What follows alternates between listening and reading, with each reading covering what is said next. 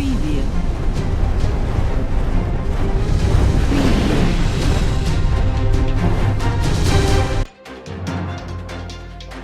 बड़ी खबर कोरोना से लेकर के है। दरभंगा में एक विधान पार्षद व डॉक्टर सहित 45 लोग कोरोना पॉजिटिव हुए हैं, जिनका रिपोर्ट आया है आज। और राज्य के निर्देश के बाद अब कोरोना पॉजिटिव का इलाज दरभंगा में ही होगा। तो इस वक्त की बड़ी खबर, राज्य का निर्देश दिया गया है कि कोरोना पॉजिटिव मरीजों का इलाज दरभंगा में ही होगा।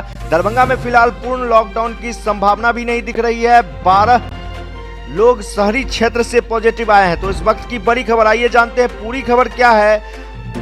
आज दरभंगा में एक विधान पार्षद और एक वरिष्ठ डॉक्टर के साथ 18 कोरोना मरीज मिले हैं। डीएमसीएच के प्राचार्य ने बताया कि 460 सैंपल की जांच की गई थी, जिसमें 45 पॉजिटिव मरीज मिले हैं, जिसमें दरभंगा के अलावा अन्य जिले के भी मरीज थे। वहीं डीएमसीएच के अधीक्षक ने बताया कि आज दरभंगा में 18 कोरोना पॉजिटिव मिले हैं, लेकिन सबसे बड़ी बात 12 शहरी क्षेत्र से हैं। उन्होंने बताया कि अब कोरोना मरीज को इलाज के लिए बाहर रेफर नहीं किया जाएगा।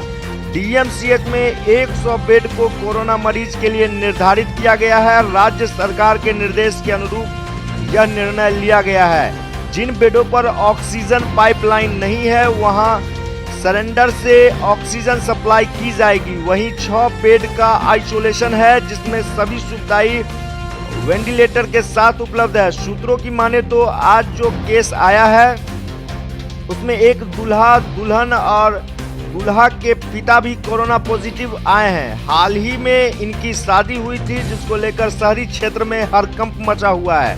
कल भी एक कोरोना पॉजिटिव मरीज की यहां मौत हुई थी, फिर भी लोग मास्क के उपयोग में कोताही बरत रहे हैं। देहाती क्षेत्र में 90% लोग मास्क का उपयोग नहीं कर रहे हैं, जबकि शहरी क्षेत्र के भीतर भी मास्क को लेकर उतनी तत्परता नहीं देखी जा रही है, जिस वजह से दरभंगा शहर में सड़कों पर भीड़ और जाम देखने को मिल रहा है। और सोशल डिस्टेंसिंग का धज्जियां हर जगह उड़ाई जा रही है। और जिस तरह से यहां पर हर रोज पॉजिटिव केस बढ़ रहे हैं, उससे स्थिति भयावह ही कही जाएगी।